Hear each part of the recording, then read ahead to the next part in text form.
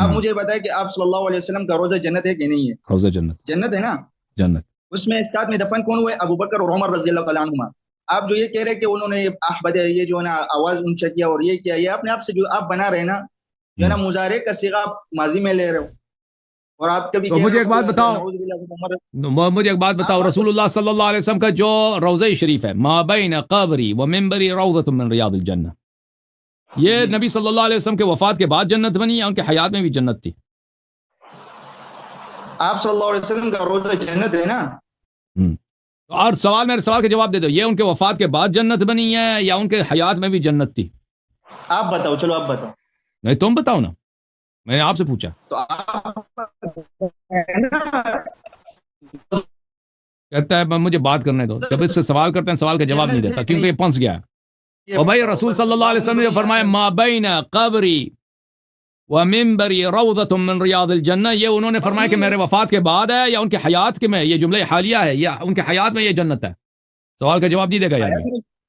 حیات میں جنت ہے، حیات میں جب حیات میں جنت ہے، اسی جنت میں ان کے حیات میں مسجد میں کافر بھی آ کے بیٹھتے تھے نہیں بیٹھتے تھے؟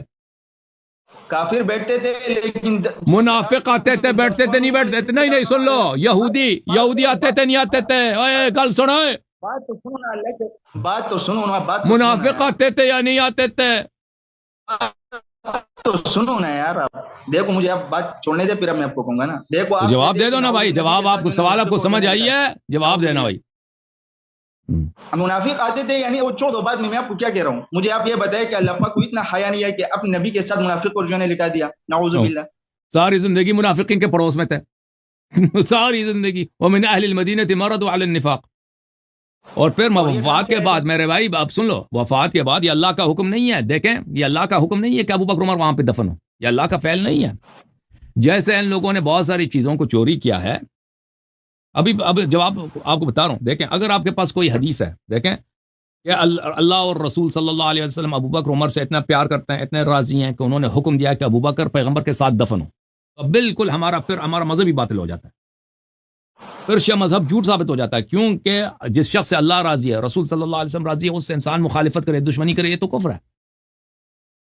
یہ کہ ابو بکر عمر وہاں پہ دفن ہوئے ہیں نا، سن لو بھائی پہلے سن لو میری بات. نہیں،